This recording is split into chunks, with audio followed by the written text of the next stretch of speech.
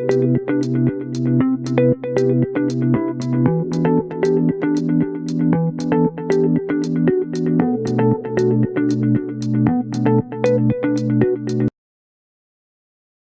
ဂလာပါအိမ်ဆိုတာကတော့အားလုံးအတွက်နှွေးထွေးပြီးတတ်တော့တတာအရှိဆုံးနေရာတစ်ခုပေါ့ဒါကမဲ့လေလောကကြီးကိုစူးစမ်းလေ့လာခြင်းစိတ်ပြင်းပြနေတဲ့ကလေးငယ်လေးတွေအတွက်တော့အိမ်ကအန်ဒီအေတွေရှိနေနိုင်တဲ့နေရာတစ်ခုဖြစ်နေတတ်ပါတယ်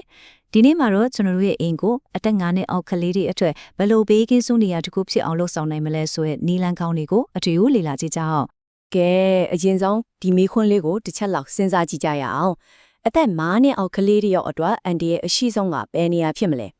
အဖြေမှာတော့ကစားကွင်းမှာတော့ဖြစ်မလို့ထင်စရာရှိပေမဲ့လေတကယ်အဖြေကတော့တော်တော်လေးကိုအံ့အားသင့်စရာကောင်းပါတယ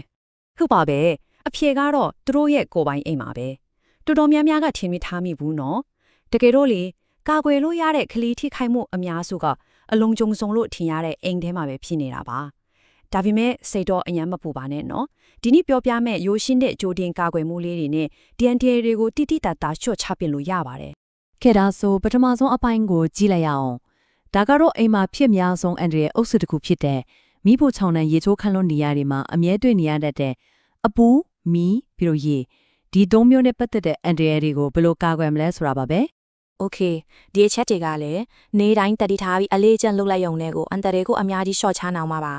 ကလေးတွေကိုမီးဖိုးဖျောင်းတိုင်နဲ့ပူနေတဲ့အရေးတွေအနာကိုလုံးဝကမခံပါနဲ့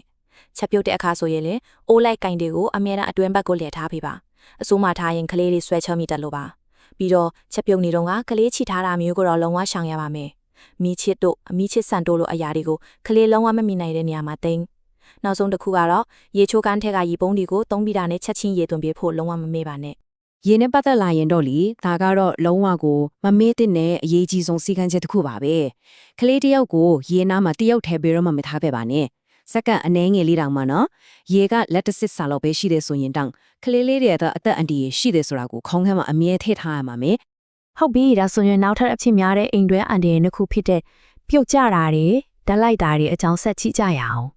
်ကလေးတွေပြုတ်ကျတာမျိုးမဖြစ်အောင်လေကိုတင်တို့စားပွဲတို့လိုမြင့်တဲ့နေရာတွေမှာသူတို့ကိုဘယ်တော့မှမထားခဲ့ပါနဲ့လေကားအတက်စင်တိုင်းမှာဆိုရင်လေကလေးတွေမကြော်နိုင်တဲ့အကားအရန်တကားတွေတက်ထားသင့်ပါတယ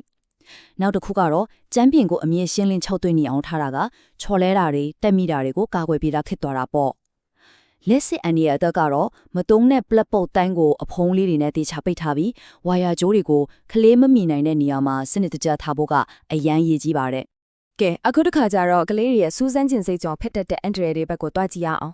သူတို့ကမြင်သမျှအေယာကိုဗတ်ထဲထည့်ရကြတော့လေအစိတ်တန့်စင်နေတဲ့ဓာတုပစ္စည်းတွေနဲ့နင်းစေးတီးစေတတ်တဲ့ပစ္စည်းတေးသေးလေးတွေကိုဘယ်လိုစီမံခန့်ခွဲမလဲဆိုတာကြည့်လိုက်ရအောင်ပါဆေးတွေပိုးသက်ဆေးတွေတက်စင်ဆေးရည်တွေလိုအန်တရယ်ရှိတဲ့ပစ္စည်းတွေကိုဘယ်လိုသိမ်းရမလဲဒါကတော်တော်အရေးကြီးပါတယ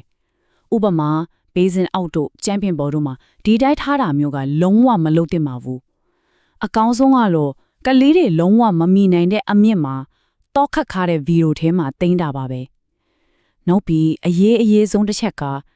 ဒီဓာတုပစ္စည်းတွေကိုတောက်ရဘူးလိုမျိုးတခြားဘူးတွေထဲလုံးဝမပြောင်းထည့်ပါနဲ့တော်ကြအမတ်မာပြီးတောက်မိသွားရင်အနည်းရဲ့အကြီးကြီးရှိပါတယ်မူရင်းပလင်းမှာပဲအညွန့်နဲ့အတူတေးသေးချာချာသိမ်းစီးပါနောက်တစ်ခုကတော့နင်တာတွေးတာပေါ့ဒါကကလေးငယ်တွေအတွက်တကယ်ကိုကြောက်စရာကောင်းတဲ့အန်တီရဲ့တစ်ခုပါဒါကြောင့်မို့လို့အချွေးစိတ်တို့ဘူတီစိတ်လိုမျိုးတေးသေးလေးတွေကိုကလေးနဲ့ဝေးတဲ့နေရာမှာထားပါအယုတ်တွေဝဲပြီးရင်လည်းအလွယ်တကူပြုတ်နေတဲ့အစိတ်ပိုင်းသေးသေးလေးတွေမပေါအောင်စစ်ဆေးပါ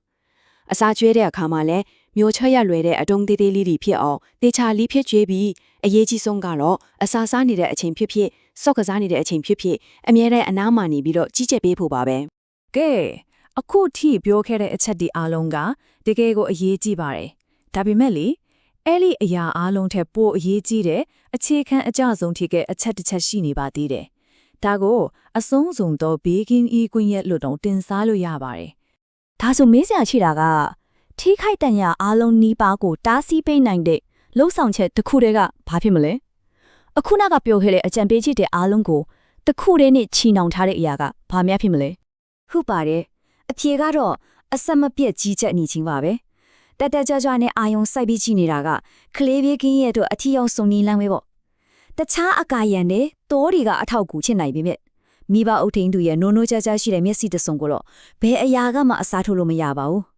ကဲဒါဆိုရင်အခုပြောခဲ့တာဒီကိုအလွယ်တကူမှတ်မိအောင်အဆင့်30နဲ့ပြန်ချုပ်ကြည့်လိုက်အောင်အိမ်မှာချက်ချင်းလွတ်လိုက်ရမယ့်အစီအစဉ်လေးပေါ့နံပါတ်1ကနေရာကိုလုံခြုံအောင်လုပ်ပါလေကားတွေကိုပိတ်ဆို့ပါပလက်ပေါက်တွေကိုဖုံးအုပ်ပါချမ်းပင်ကိုရှင်းလင်းပါ